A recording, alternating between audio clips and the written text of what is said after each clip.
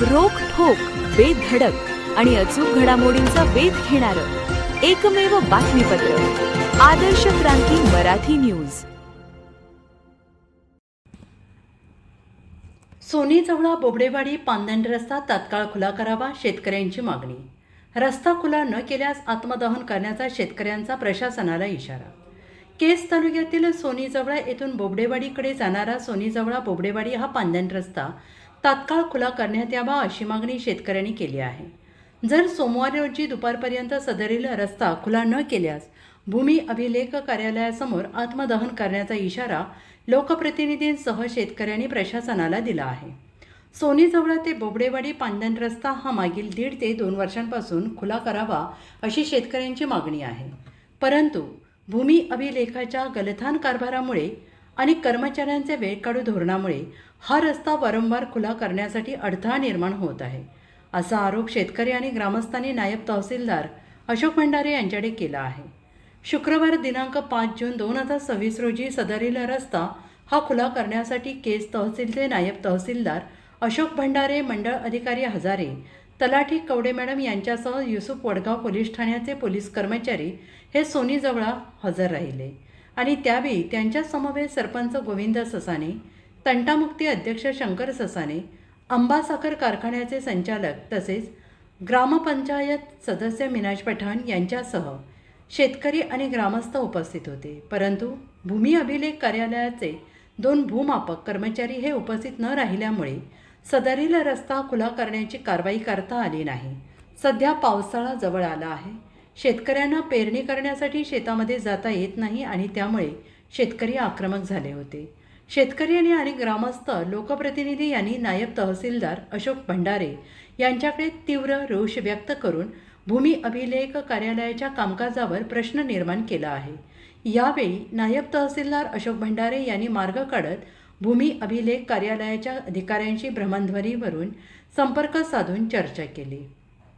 नायब तहसीलदार भंडारे यांनी सोमवार रोजी दुपारी 3 वाजेपर्यंत रस्ता खुला करून देतो असे आश्वासन लोकप्रतिनिधी आणि शेतकरी आणि ग्रामस्थांना दिले आहे।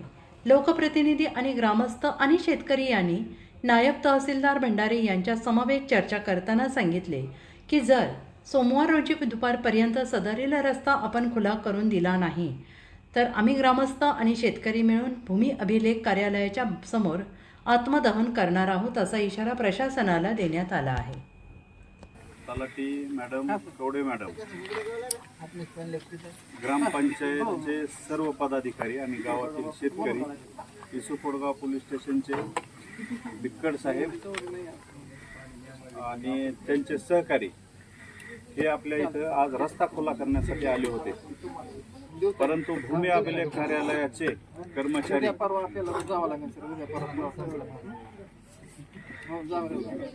शिंदे मॅडम आणि लोमटे साहेब हे दोघंही तहसीलदार साहेबांनी आदेश देऊनही हजर राहिले नाही।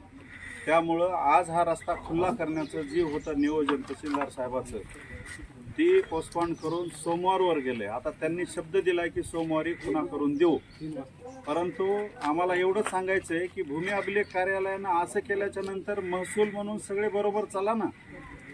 महसूलवाल्यांनी एकानं इकडं खून करून द्यायची, एकानं तिकडं खून करून द्यायची, ही काय सोनी जवळापुरतंच मर्यादित नाही। आज आमच्या इथं JCBIची प्रॉब्लेम झाली, दररोज प्रत्येक वेळेस आलं की रस्ता कॅन्सल, प्रत्येक वेळेस आलं की रस्ता कॅन्सल। आज तालुक्याचे दंडाधिकारी एवढं काम असताना सोनी जवळामध्ये हजर झालेत आणि भूमी अभिलेख हजर नाही। त्यामुळे आम्हाला त्यांना कळकळीचे हात जोडून विनंती की तुम्ही सोमवारी कसल्या हजरमध्ये खुणा करून द्या, आणि जर खुणा करून नाही दिल्या तर शेतकऱ्याचा उद्रेक सांभाळायची तयारी तुम्ही ठेवा। बरोबर आहे, सरपंच आता बोलले। जर येत्या सोमवारी येणाऱ्या सोमवारी 3 वाजताचा टाइम दिला साहेब, बरोबर बरोबरच आहे। 3 वाजता जर भूमी अभिलेख त्या संबंधित ऑफिसनं जर आमचा रस्ता खुला करण्यास मदत नाही केली तर आम्ही आदर्श क्रांती मराठी न्यूज चॅनलला लाईक करा, शेअर करा आणि सबस्क्राईब करा।